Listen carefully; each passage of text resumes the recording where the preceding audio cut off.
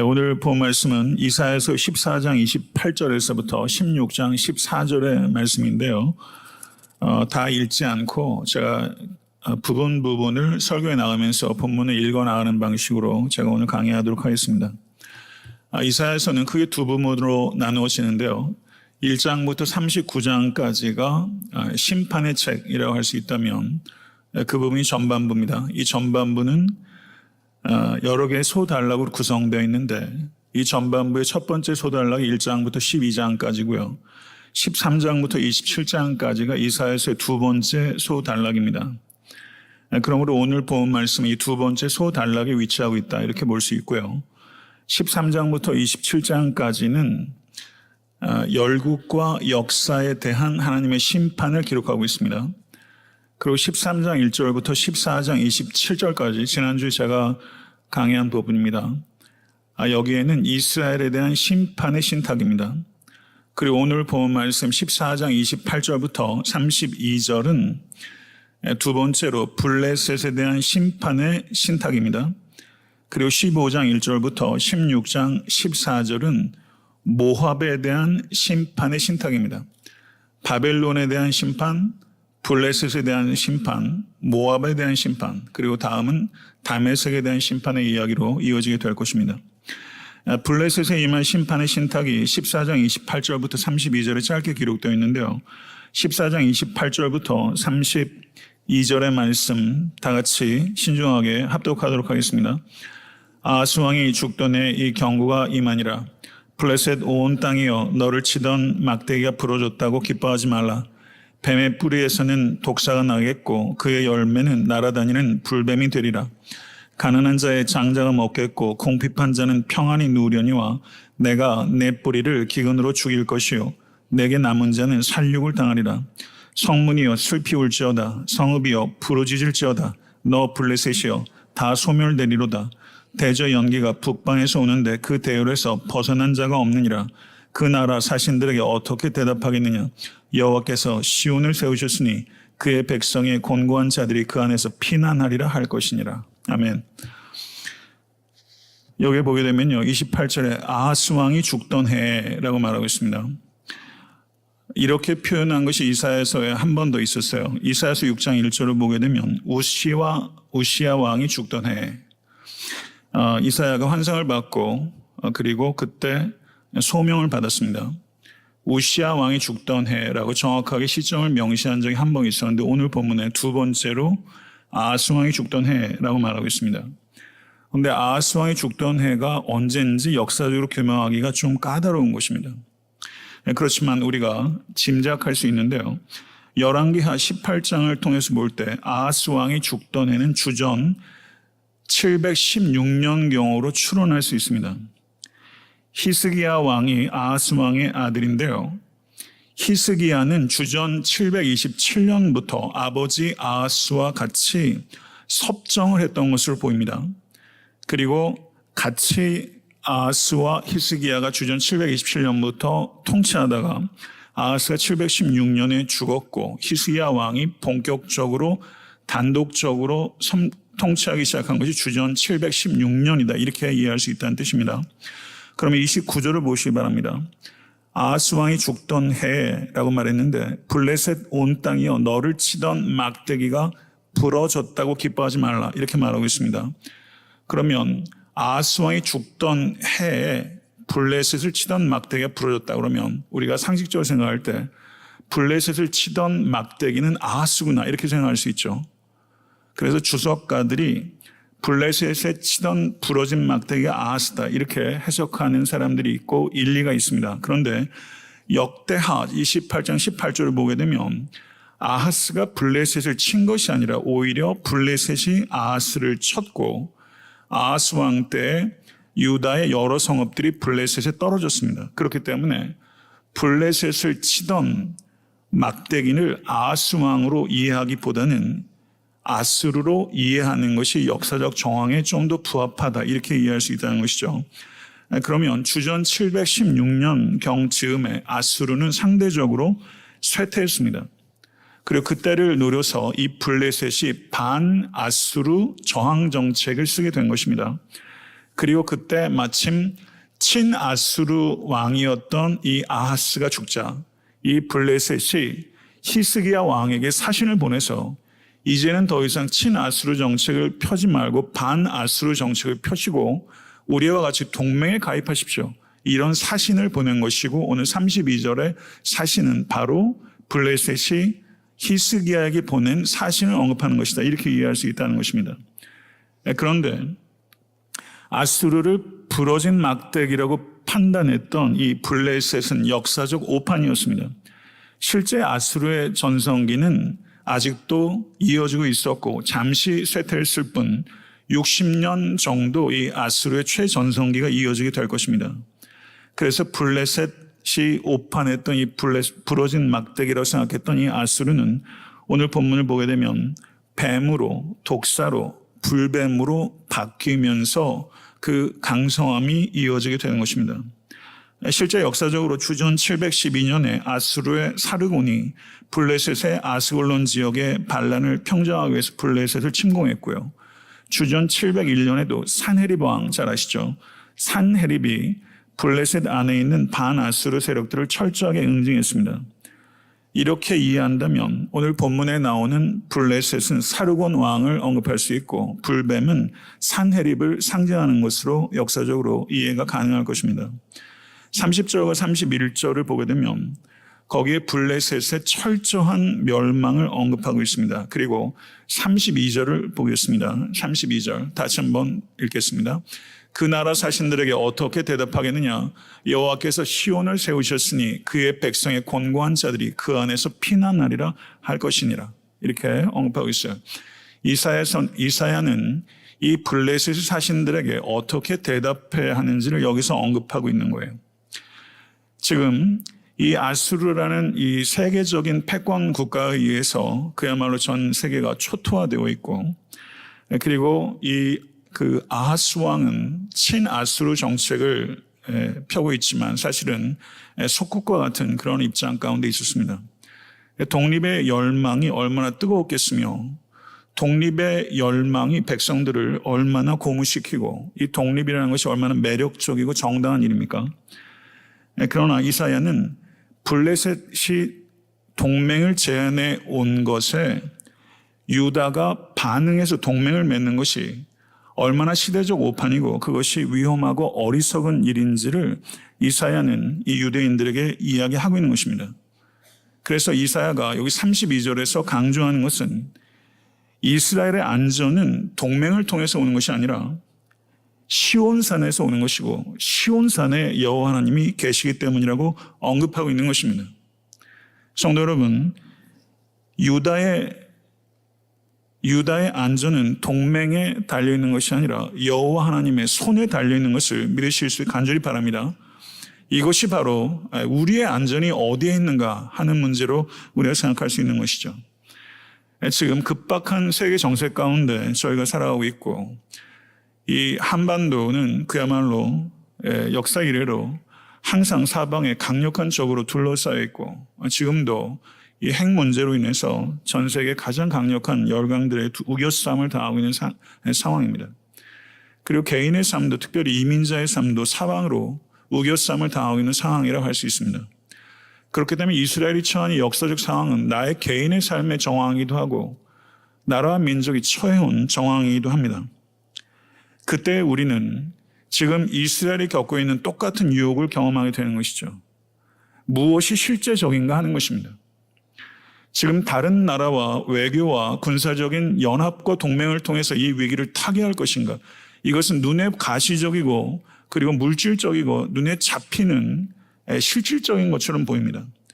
반면에 우리가 바라보고 의지해야 되는 하나님은 잘 보이지 않습니다.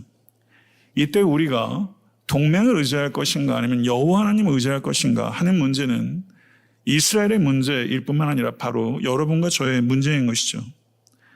이것에 대해서 이사야는 이렇게 대답하고 있는 것입니다. 잘 아시는 대로 잠언 3장 5절에 너는 마음을 다하여 여호와를 의뢰하고 내 명철을 의지하지 마라. 믿으십니까? 이것을 진실로 우리가 들을 수 있는 영적 귀가 열리는 이 시간 될 수 있기를 간절히 축원합니다. 세 번째 바벨론과 블레셋에 대한 심판의 신탁 이후에 세 번째 심판의 신탁은 사해 동쪽에 살고 있는 모압에 대한 심판인데, 이 모압은 아브라함의 조카 롯의 후손이라는 이스라엘과는 참 애증의 관계, 미묘한 관계, 밀접한 관계를 가지고 있는 모압 사람들입니다. 그런데 15장 1절부터 16장 14절에 언급되고 있는 이 모압에 대한 심판의 신탁을 보게 되면 역사적으로 어떠한 사건을 명시하고 있는지 규명하기가 쉽지 않습니다. 실제 이사야는 15장 1절부터 16장 14절까지 역사적 배경에 대해서 거의 언급하지 않습니다. 그래서 15장 1절부터 16장 14절까지의 내용을 역사적 사건과 매치시키려고 하는 노력은 헛수고에 그칠 가능성이 많습니다. 그래서 15장 1절부터 16장 14절까지 모압에 대한 심판의 경고의 말씀은 역사적 접근을 하기보다는 주제적 접근을 하는 것이 이사야가 이 부분을 쓴 의도와 부합하는 것입니다. 그러면 모압에 대한 심판의 예고는 어떠한 주제를 다루고 있는가 하는 것이 우리가 주된 초점이 될 텐데요. 이사야 13장과 14장을 보게 되면 바벨론 제국과 바벨론 왕에 대한 몰락의 예언이었고, 지난주에 제가 설교했던 부분은 바벨론 왕의 바벨론 왕의 죽음을 슬퍼하는 애가의 형식을 띠고 있다고 말씀했습니다. 그런데 바벨론 왕의 죽음을 슬퍼하는 애가의 형식을 띠고 있지만 실제 이사야는 바벨론 왕의 죽음을 기뻐하고 있습니다. 문학적 장치는 애가지만 실제 내용은 승리의 개가입니다. 그래서 이사야가 바벨론 왕의 죽음을 슬퍼하는 것은 사실은 풍자시라고 할 수 있습니다. 그런데 15장 1절부터 16장 14절에 기록되어 있는 모압의 신탁, 모압의 심판에 대해서 이사야가 역시 슬퍼하고 있는데, 바벨론 왕의 죽음에 슬퍼한 것은 일종의 풍자로 조롱하는 것이었는데, 모압의 심판에 대한 이사야의 슬픔은 진짜 슬퍼하는 것입니다. 이러한 슬픔의 배경은 이 모압의 역사적 뿌리가 바로 롯에게서 비롯된 것이기 때문일 것입니다. 15장 5절을 보게 되면 거기에 이렇게 언급하고 있습니다. 내 마음이 모압을 위하여 부르짖는도다. 16장 11절을 한번 보시겠습니다. 16장 11절 말씀. 거기에 보게 되면 이러므로 내 마음이 모압을 위하여 수금같이 소리를 발하여 내 창자가 기렛레셋을 위하여 그러한도다 라고 말하고 있어요. 개중의 성경학자들이 모압을 향한 이 탄식도 모압의 멸망에 대한 조롱이라고 풍자라고 해석하는 학자들이 있습니다만은 그것은 타당하지 않습니다. 이사야가 모압의 멸망, 심판에 대한 이사야의 슬픔은 풍자가 아닙니다.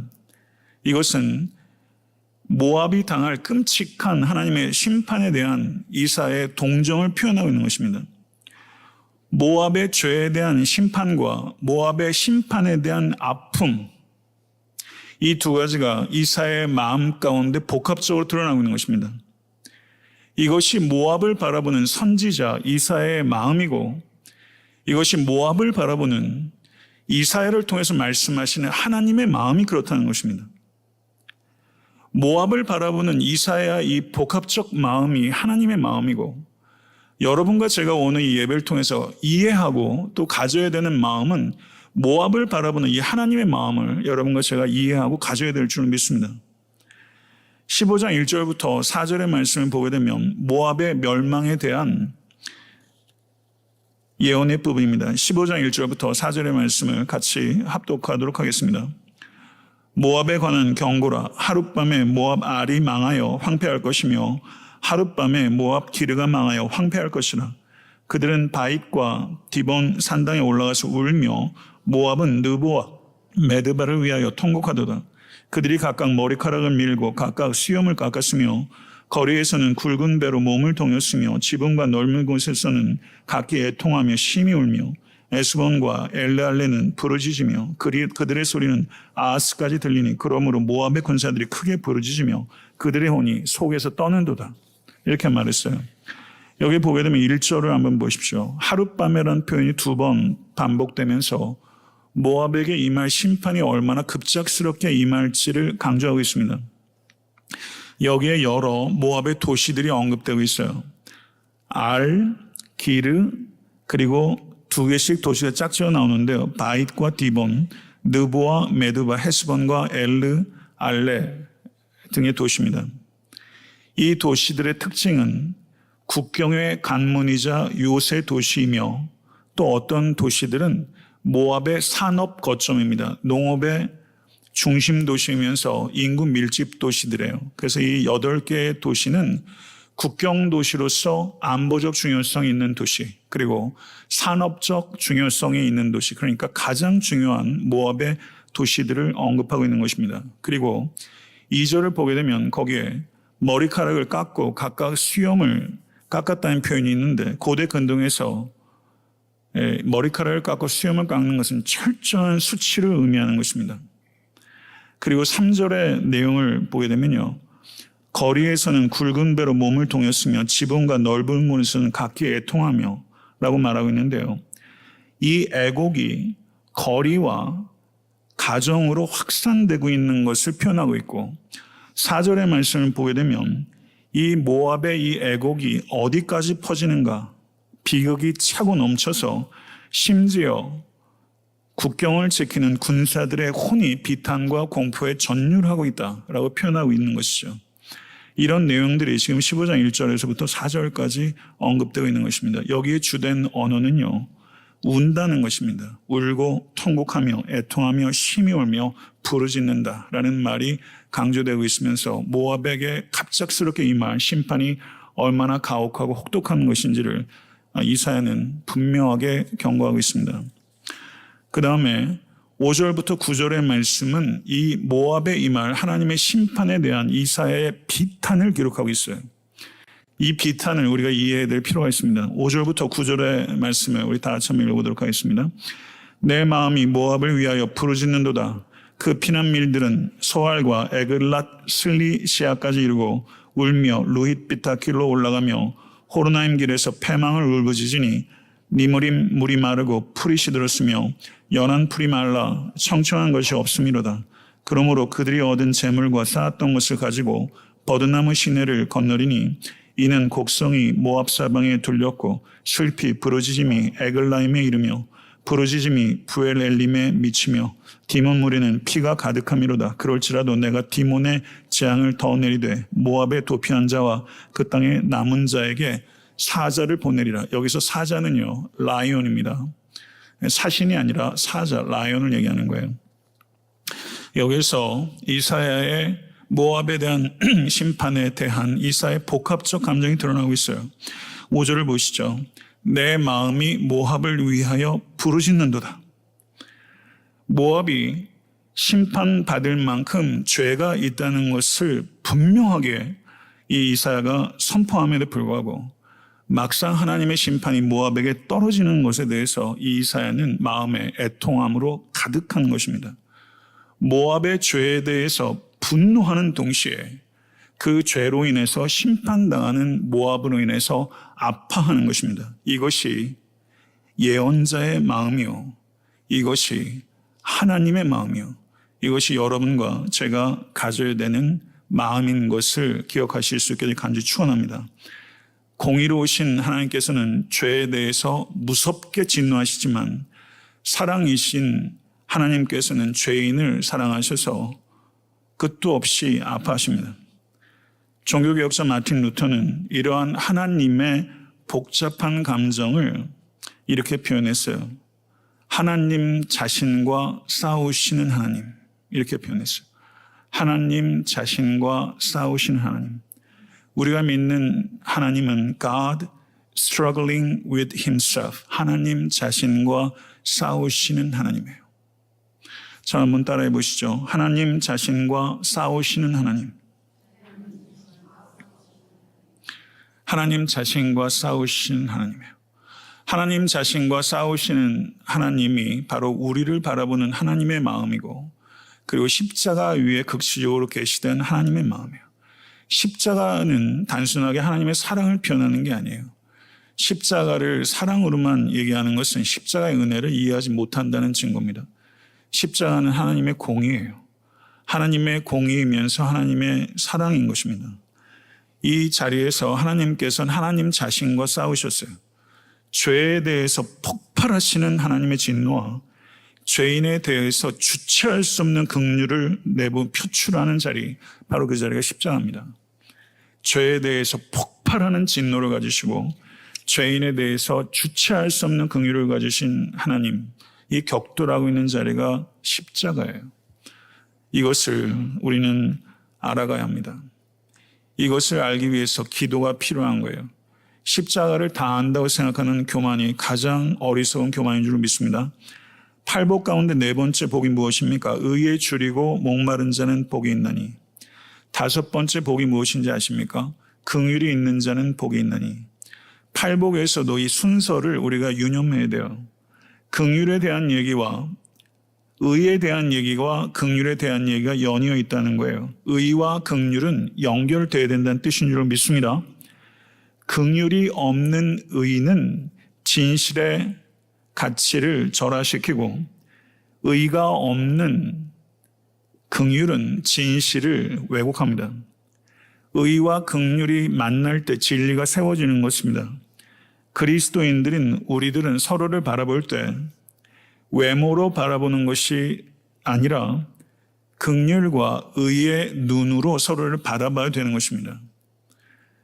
긍휼과 의의 눈으로 누군가를 바라보려고 노력한 적이 있으십니까?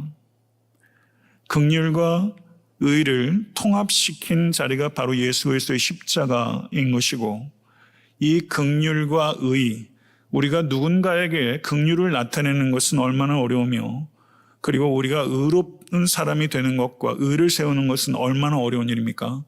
이 각자를 이루는 것도 참으로 어려운 일인데 이 의와 긍휼을 통합시키는 것은 얼마나 어려운 것입니까?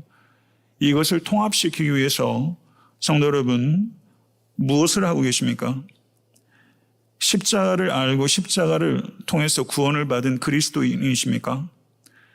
우리는 십자가를 알고 십자가를 통해서 구원받은 성도라면, 십자가의 계시를 우리가 이해하고 그 계시를 통해서 구원 얻은 성도라면, 저는 감히 우리가 이사야만큼은 의와 긍휼을 통합시키기 위해서 몸부림쳐야 된다고 믿습니다. 십자가라는 계시를 완전히 이해하지 못하고 부분적으로 이해했던 이 이사야도 이 모압을 향한 하나님의 심판과 그 모압인들을 향한 이 아픔으로 저가 씨름을 했는데, 우리가 십자가를 진실로 이해한다면 우리는 의와 긍휼을 통합시키기 위해서 씨름해야 될 줄 믿습니다. 여기에 나오는 피난민들에 대한 언급들을 보게 되면요, 여기서 그 15장 5절을 한번 보세요. 다시 한번 읽어볼까요? 내 마음이 모압을 위하여 부르짖는도다. 그 피난민들은 소알과 에글랏 슬리시아까지 이르고 울며 루이빛다 길로 올라가며 호르나임 길에서 패망을 부르짖으니. 6절 네 물이 마르고 풀이 시들었으며 연한 풀이 말라 청정한 것이 없음이로다. 이렇게 말하면서 이 피난 행렬에 대해서 이사야가 굉장히 사실적으로 설명하고 있어요. 자, 오늘 설교를 준비하면서 피난민들 행렬의 사진을 한번 찾아봤어요. 6.25 때 피난민들 사진을 한번 보세요. 틀어주시기 바랍니다. 대동강의 차가운 물을 건너고 기차에 저렇게 매달려 있고요. 예, 저 위험을 무릅쓰고 탈출하고 있고, 네, 아마 원산인 것 같습니다. 여기 보게 되면요, 저들이 이렇게 보찜들을 잔뜩 들고 가지 않습니까? 7절에 보게 되면 15장 7절에 그들이 얻은 재물과 쌓았던 것을 가지고 라고 표현하고 있죠. 우리들은 이런 본문을 읽으면서 전혀 마음에 감각이 없어요. 그냥 이런 부분을 읽으면서 그냥 졸면서 읽기 바빠요. 6.25를 경험한 피난민들이 이 부분을 읽었을 때는 그랬을까, 그런 생각이 들더라고요. 여기에 보게 되면 재물과 쌓았던 것을 어떻게든지 가지고 가다가 또 그런 것들을 길에 버리게 되는 과정들을 다 겪지 않았겠어요.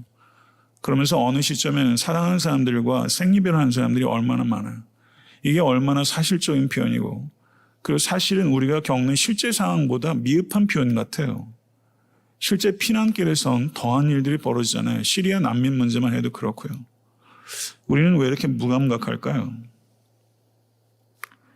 8절과 9절을 보게 되면 모압에게 임할 심판의 파괴적 결과들을 요약적으로 설명하고 있습니다. 곡성이 모압 사방에 둘렸고 그 울부짖는 소리가 모압 경계까지 퍼졌다. 그러면서 나일강을 붉게 물들인 심판의 피처럼 모압의 대표적인 신전이 있는 디본의 물도 하나님의 심판으로 붉게 물들게 될 것이다 라고 말합니다. 그리고 15장 9절을 보게 되면 거기에 도피한 자와 그 땅에 남은 자 그들에게 사자를 보낸다고 말씀하셨어요. 도망친 자도 남은 자도 하나님의 심판을 피할 수 없다는 거예요. 하나님의 심판을 피할 수 없다는 거예요. 이것을 얘기하면서 저는 목회자로서 이사야 선지자의 마음을 한번 헤아려 보려고 했어요. 이사야의 마음이 얼마나 아팠을까? 저는 제가 목회하면서 솔직히 이런 아픔을 모릅니다. 이렇게 아파본 적이 없어요. 모압에 대한 심판을 얘기했던 이사야처럼 이렇게 시대적 죄악상에 대해서 이사야처럼 이렇게 엄정하게 심판에 대해서 경고한 설교를 저는 해본 적 없어요. 하나님의 백성들에 대한 심판을 선언하는 이 모압에 대한 심판과 그리고 그들의 심판이 실제 임했을 때 겪었던 이사야의 마음이 이토록 아팠다면 자기 민족인 이스라엘과 유다의 패망에 대한 설교를 하면서 이사야의 마음은 얼마나 더 아팠을까? 모압에 대해서도 이렇게 아팠는데 자기 백성 혈족인 이스라엘과 유다의 패망에 대한 설교를 하면서 이사야는 얼마나 아팠을까? 저는 이 마음을 이해 못해요. 하나님의 마음을 제가 이해하겠어요. 여러분들은 이해하세요. 목회자인 저도 그리스도인인 우리도 예수 그리스도께서 이 죄에서 우리를 구원하시기 위해서 죄인들을 십자가에 달려 죽으셨는데 우리들은 그 아픔에 대한 감각을 사실 거의 잃어버렸어요. 우리에게 이 통각은 없습니다. 우리는 거의 상실했어요. 이게 현대 교회의 문제예요. 목사들의 문제예요. 우리들은 왜 이렇게 무감각할까요? 죄에 대해서는 왜 이렇게 무감각하며 죄인들의 멸망할 것에 대해서는 왜 이렇게 무감각할까요? 저는 우리들이 거의 문둥병자로 생각합니다. 우리들은 무감각해요. 이 무감각은 배후가 있어요. 거긴 무지에서 오는 거예요. 하나님의 마음을 무지하기 때문에 하나님의 마음에 대한 무감각이 자연스럽게 따라오는 거죠. 성도 여러분, 정말 이 시대의 문제는 여기 있다고 저는 생각합니다. 무지와 무감각에서 깨어나실 수 있는 여러분과 제가 대해서 간절히 축원합니다. 제가 예전에 이런 설교를 했어요.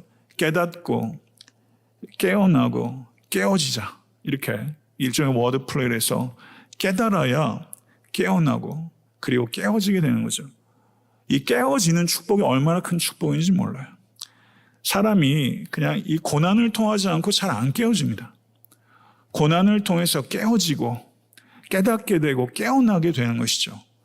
이게 진정한 영성이라고 생각하고요. 그래서 우리가 죄에 대한 무감각, 우리가 그리스도께 얼마나 가까운지 아는 것은 죄에 대한 우리의 반응이 어떤가 하는 거 보면 알아요.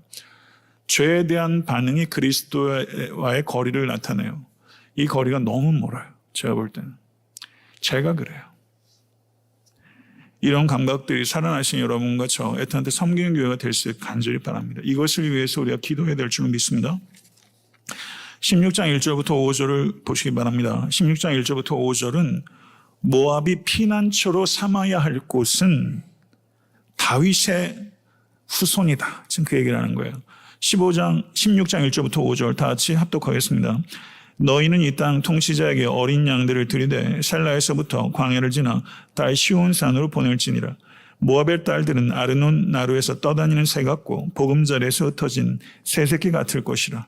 너는 방도를 베풀며 공의를 판결하며 대낮에 밤같이 그네를 지으며 쫓겨난 자들을 숨기며 도망한 자들을 발각하게 하지 말며 나의 쫓겨난 자들이 너와 함께 있게 하되 너 모압은 멸절하는 자 앞에서 그들에게 피할 곳이 되라.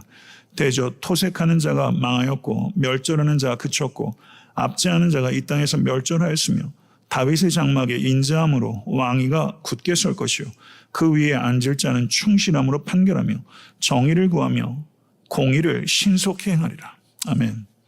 여기서 모압이 의지해야 될 이 땅의 통치자는 모압의 통치자를 나타내는 것이 아니라 다윗 왕조의 통치자를 가리키는 것을 이해해야 합니다. 다윗 왕조에게 조공을 바침으로 모압이 다윗 왕조의 봉신 국가가 되라는 거예요. 이거는 시오니즘을 얘기하는 게 아닙니다. 왜냐하면 왜 모압이 시온산으로 피해되는가 하는 것은 그곳에 왕이 있기 때문입니다. 5절을 다시 한번 보겠습니다. 5절. 다윗의 장막에 인자함으로 왕위가 굳게 설 것이요 그 위에 앉을 자는 충신함으로 판결하며 정의를 구하며 공의를 신속히 행하리라. 그런데 주전 8세기에 모압이 피난처로 삼을 수 있는 왕은 이스라엘에 존재하지 않았습니다. 이스라엘에 이런 왕은 없었어요. 인자와 충실로 다스리고 정의와 공의를 세우는 왕이 이스라엘에 없었어요. 그러니까 여기에서 모압이 피신해야 될 다윗의 왕은 실제 역사적 사건을 가리키는 것이 아니라 종말적 사건을 가리키는 것이고 이것은 다윗의 후손이시오 다윗의 주님이신 우리 주 나의 주 예수 그리스도에 대한 예언입니다. 할렐루야. 믿으십니까? 이사야서 9장 1절부터 7절 특별히 이사야서 9장 6절과 7절을 한번 같이 한번 읽어보겠습니다. 이사야서 9장 6절과 7절이에요. 같이 읽겠습니다. 시작. 이는 한 아기가 우리에게 낳고 한 아들을 우리에게 주신 바 되었는데 그의 어깨에는 정사를 메었고 그의 이름은 기묘자라 모사라 전능하신 하나님이라 영존하시는 아버지라 평강의 왕이라 할 것임이니라. 그 정사와 평강이 더함이 무궁하며 또 다윗의 왕자와 그의 나라를 굳게 세우고 지금 이후로 영원히 정의와 공의로 그것을 보존하실 것이라. 만군의 여호와의 열심히 이를 이루시리라. 아멘. 믿으세요? 만군의 하나님 여호와께서 열심으로 공의와 정의를 이루시고 계신 거예요. 지금 역사 가운데서 하는 그 일을 하고 계신 줄 믿습니다. 시대를 한탄하는 무책임에서 벗어나시고 이 시대를 내 힘으로 바꿀 수 있다는 그런 무지에서도 벗어나셔야 돼요. 여기에서 한 왕이 나타날 것이다. 그 왕을 통해서 이 땅의 침략과 억압과 멸망은 종식될 것입니다. 이 왕은 인자와 충실을 통해서 통치하며 정의와 공의를 세우시는 왕입니다. 모압이 피해야 할 것도 그리고 여러분과 제가 피해야 할 것도 시온산이요 그리고 우리 주 예수 그리스도입니다. 아멘. 이 왕으로 피하시는 이 저녁 되실 수 간절히 바랍니다. 우리는 이 왕의 신하예요. 인자와 충실로 다스리시는 왕의 통치의 통로로 여러분과 제가 쓰임받아야 돼요. 정의와 공의로 세워지는 이 나라를 우리는 이 땅에서 확산시키기 위해서 살아가야 합니다. 우리를 통해서 인자와 충실이 나타나고 정의와 공의가 세워져야 되는 거예요. 하나님께서 우리를 통해서 이 일을 하고 계신 것이고 이 일을 하도록 교회를 이 땅에 세우신 것을 믿으시길 간절히 축원합니다. 끝으로 16장 6절 14절은 모압의 교만에 대한 하나님의 심판을 언급하고 있어요. 16장 6절부터 14절 제가 굉장히 빠른 속도로 지금 굉장히 간결하게 그리고 분명하게 언급하고 있습니다. 16장 6절 14절 이사야서가 66장까지 된다는 것에 대해서 너무 놀라지 마시고 인내심을 가지고 6절부터 14절까지 읽겠습니다. 우리가 모압의 교만을 들었나니 심히 교만하도다. 그가 거만하며 교만하며 분노함도 들었거니와 그의 자랑이 헛되도다. 그러므로 모압이 모압을 위하여 통곡하되 다 통곡하며 기랄레셋 건포도 떡을 위하여 그들이 슬퍼하며 심히 근심하리니 이는 헤스본의 밭과 신마의 포도나무가 말랐습니다. 전에는 그 가지가 야셀에 미쳐 광야에 이르고 그 싹이 자라서 바다를 건넜더니 이제 열국의 주권자들이 그 좋은 가지를 꺾었도다. 그러므로 내가 야셀의 울음처럼 신마의 포도나무를 위하여 울리라. 헤스본이여 엘르알레여 내 눈물로 너를 적시리니 너의 여름실과 내 농작물의 즐거운 소리가 그쳤습니다. 즐거움과 기쁨이 기름진 밭에서 떠났고 포도원엔 노래와 즐거운 소리가 없어지겠고 틀에는 포도를 밟은 사람이 없으리니 이는 내가 즐거운 소리를 그치게 하였음이니라. 이러므로 내 마음이 모압을 위하여 수금같이 소리를 바라며 내 창자가 기랄레셋을 위하여 그러하도다.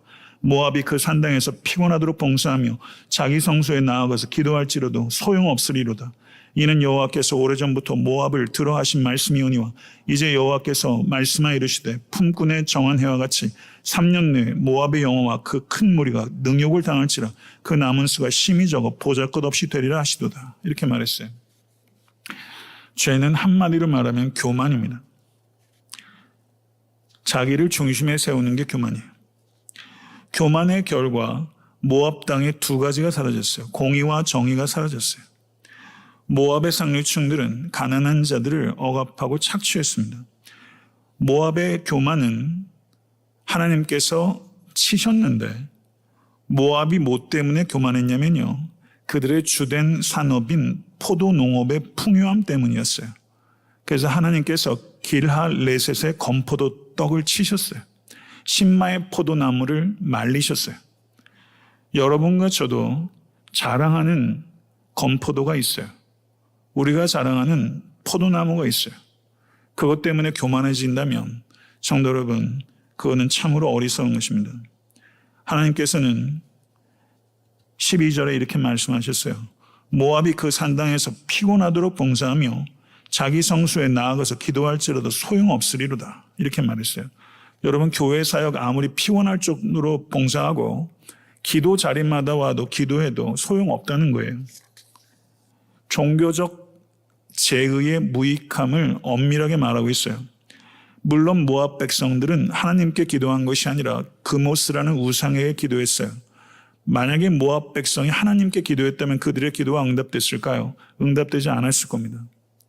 왜냐면요, 그들은 공의와 정의를 무시했기 때문에 공의와 정의를 무시하는 백성은 그모스에게 기도하든 하나님께 기도하든 그 기도는 상달되지 않습니다. 이사야서 1장 15절을 보게 되면 이렇게 말합니다. 이사야서 1장 15절. 너희가 손을 펼 때에 내가 내 눈을 너희에게서 가리고 너희가 많이 기도할지라도 내가 듣지 아니하리니 이는 너희의 손에 피가 가득함이라. 이렇게 말씀했어요. 성도 여러분, 부디 이 경고를 들으시는 여러분과 제가 될 수 있게 간절히 축원합니다. 이스라엘의 기도를 하나님께서 듣지 않으신다고 하셨어요. 이스라엘의 문제는 기도하지 않는 문제가 아니었어요. 이스라엘의 문제는요, 죄악을 떠나지 않으면서 기도한 거였어요. 이게 이스라엘의 문제였어요. 죄악을 떠나지 않으면서 기도하는 것, 다른 말로 말하면 삶과 철저하게 분리된 기도는 하나님께 영광을 돌리는 것이 아니라 하나님께 모욕을 가하는 것이고, 그러한 기도는 응답받지 못할 뿐만 아니라 하나님의 무서운 심판을 받게 될 것입니다. 여러분, 종교 행위하지 마시고요, 신앙인 되실 수 간절히 바랍니다. 오늘 기도하실 때 성도 여러분, 삶과 분리된 것들이 신앙이 있다면 회개하시고요, 아파하시고요, 그리고 여러분이 기도하면서 삶과 기도가 일치될 수 있도록 하나님께 간구하시고 그러한 삶의 열매들을 맺어가시는 우리 모두가 될 수 있게 간절히 축원합니다. 여기 보게 되면 다시 한번 이사야가 말하고 있어요. 9절을 보세요. 내 눈물로 너를 적시리니.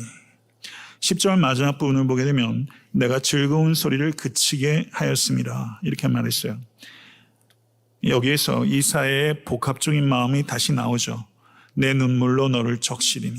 내 즐거운 소리를 그치게 하겠다. 이렇게 말했어요. 이사야의 이 갈등은 하나님의 갈등이에요. 말씀을 맺겠습니다. 사랑하는 성도 여러분, 어떠한 삶의 상황들 속에서도 우리들은 어떠한 사람이나 동맹을 의지하지 않고 여호와 하나님만을 의지할 수 있게 되기를 간절히 소원합니다. 죄를 바라보는 하나님의 마음과 죄인을 바라보는 하나님의 마음을 우리가 갖게 되기를 바랍니다. 죄에 대해서는 맹렬한 혐오를, 죄인에 대해서는 열렬한 사랑을 갖는 우리가 될 수 있게 되기를 바랍니다. 여러분과 저, 나의 죄에 대한 하나님의 진노가 나에 대한 하나님의 은혜로 씻김 받은 것을 믿으시기를 바랍니다. 아멘. 나의 행위가 아니라 예수 그리스도의 행위가 나를 씻어주셨고 하나님과 화목해 된 것을 영원토록 찬양하시는 우리 모두가 될 수 간절히 축원합니다. 이 십자가의 공의와 사랑을 이해한 성도는 다른 사람들을 바라볼 때 의와 긍휼의 눈으로 바라보는 눈이 열리는 것입니다. 이것을 영안이라고 하는 것입니다. 모쪼록 여러분과 제가 다른 사람에 대해서 의와 긍휼의 마음이 통합될 수 있도록 하나님께서 격돌하셨던 것처럼 우리도 우리 자신과 싸울 수 있게 되기를 간절히 바라고, 그게 통합되는 성도와 애타한테 섬기는 교회가 될 수 있게 간절히 축원합니다. 삶과 분리된 기도는 하나님께 응답받지 못할 뿐만 아니라 심판받게 된다는 경고를 들으십시오. 모압이 피해야 할 것도 우리들이 피해야 할 것도 예수 그리스도라는 참된 왕이십니다. 그리고 이 왕이 시작하시고 이 왕이 완성하실 하나님의 나라의 통치 원리인 인자와 충실함의 통로로, 그리고 통치 목적인 정의와 공의를 확산시키는 소명에 우리 각 사람과 애타한테 섬기는 교회가 쓰임받을 수 있기를 간절히 축원하고, 그렇게 될 때 우리는 이 땅에 대한 공동체가 될 것이며 이 어둡고 악한 세상에 소망이 되게 될 줄 믿습니다. 이 땅의 소망은 교회입니다. 믿으십니까? 바로 우리들 각자 한 사람 한 사람이 이 땅의 소망으로 하나님께서 보내셨다는 것을 막중한 책임감을 가지시고 정결한 통로가 되셔서 하나님의 전능의 통로가 되신 우리 모두가 될 수 있게 되기를 우리 주 예수 그리스도 간절히 축원합니다.